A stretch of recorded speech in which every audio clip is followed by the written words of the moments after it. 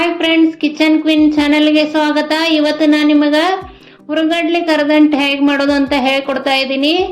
ಮೊದಲಿಗೆ ಬೇಕಾಗುವಂಥ ಸಾಮಗ್ರಿಗಳು: 2 ಕಪ್ ಹುರಿಗಡ್ಲೆ ಪೌಡರ್ ತೆಗೆದುಕೊಂಡಿದ್ದೇನೆ.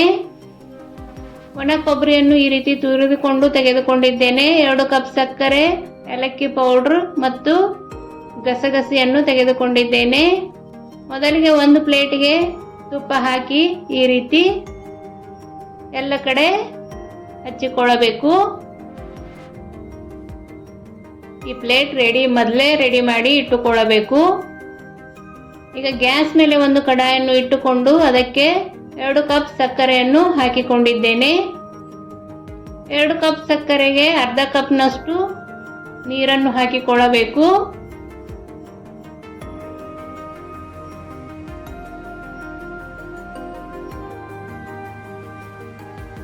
ಇದನ್ನು ಒಂದೆಳೆ ಪಾಕ್ ಮಾಡಿಕೊಳ್ಳಬೇಕು. ಒಂದೆಳೆ ಬಂದರೆ ಸಾಕು, ಗ್ಯಾಸ್ ಆಫ್ ಮಾಡಿಕೊಳ್ಳಬೇಕು. ಈಗ ಮೀಡಿಯಂ ಫ್ಲೇಮ್ನಲ್ಲಿ ಚೆನ್ನಾಗಿ ಬಾಯ್ಲ್ ಮಾಡಿಕೊಳ್ಳೋಣ. ಯಾರಾದರೂ ಮೊದಲನೇ ಸಲ ನನ್ನ ಚಾನೆಲನ್ನು ನೋಡ್ತಾ ಇದ್ದರೆ ಸಬ್ಸ್ಕ್ರೈಬ್ ಮಾಡಿಕೊಂಡು ನೋಡಿರಿ ಮತ್ತು ನಿಮ್ಮ ಫ್ರೆಂಡ್ಸ್ ಆ್ಯಂಡ್ ಫ್ಯಾಮಿಲಿಗೆ ಶೇರ್ ಮಾಡಿ. ಪಕ್ಕದಲ್ಲೇ ಇರುವ ಬೆಲ್ ಐಕನ್ ಅನ್ನು ಕ್ಲಿಕ್ ಮಾಡಿ. ನಾನು ಮಾಡುವ ಅಡಿಗೆಗಳ ನೋಟಿಫಿಕೇಶನ್ ನಿಮಗೆ ಬರುತ್ತದೆ.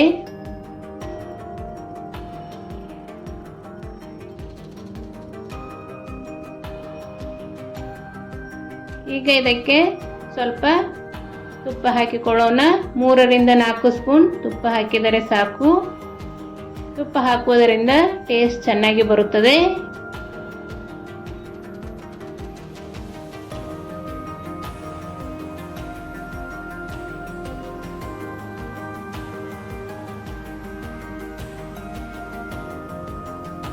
ಒಂದೆಳೆ ಪಾಕ್ ಬರುವವರೆಗೂ ಬಾಯ್ಲ್ ಮಾಡಿಕೊಳ್ಳಬೇಕು.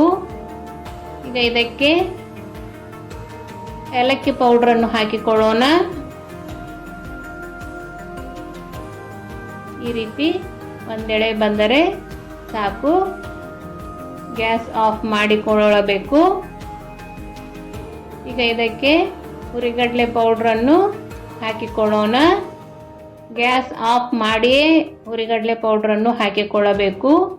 ಇದನ್ನು ಚೆನ್ನಾಗಿ ಮಿಕ್ಸ್ ಮಾಡಿಕೊಳ್ಳಬೇಕು. ಬೇಗನೆ ಚೆನ್ನಾಗಿ ಮಿಕ್ಸ್ ಮಾಡಿಕೊಳ್ಳಬೇಕು.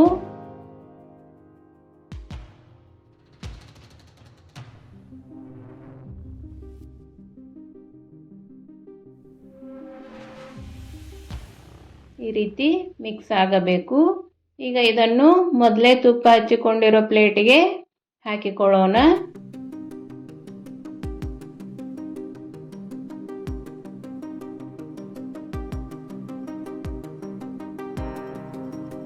ಈ ಕರದಂಟು ಬೇಗನೆನೂ ಮಾಡಿಕೊಳ್ಳಬಹುದು ಮತ್ತು ತುಂಬಾ ರುಚಿಕರವಾಗಿಯೂ ಇರುತ್ತದೆ. ಒಂದು ಸಲ ಟ್ರೈ ಮಾಡಿ.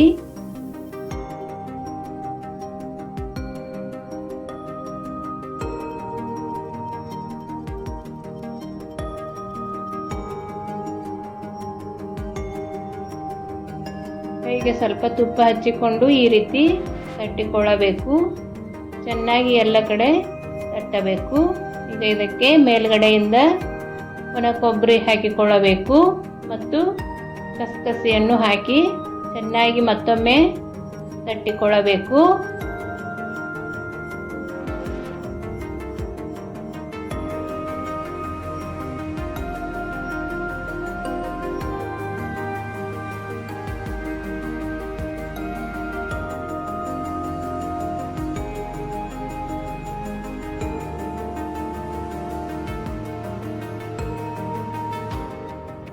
ಈಗ ಬಿಸಿ ಇರುವಾಗಲೇ ಈ ರೀತಿ ಪೀಸಸ್ಗಳಾಗಿ ಕಟ್ ಮಾಡಿಕೊಳ್ಳಬೇಕು. ನಿಮಗೆ ಯಾವ ಶೇಪ್ನಲ್ಲಿ ಬೇಕೋ ಆ ಶೇಪ್ನಲ್ಲಿ ಕಟ್ ಮಾಡಿಕೊಳ್ಳಬಹುದು.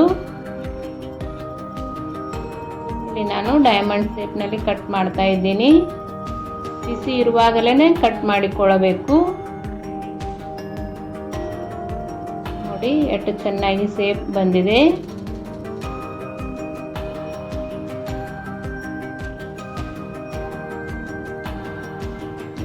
ಎಲ್ಲ ಪೀಸಸ್ಗಳನ್ನು ತೆಗೆದು ಇಟ್ಟುಕೊಳ್ಳೋಣ.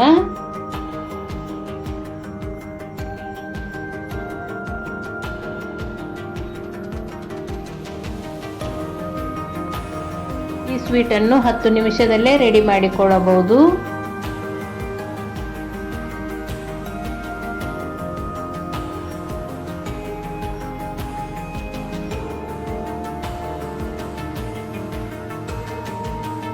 ಚೆನ್ನಾಗಿ ಪೀಸಸ್ಗಳಾಗಿ ಬಂದಿದೆ ಅಂತ ನೋಡಿರಿ.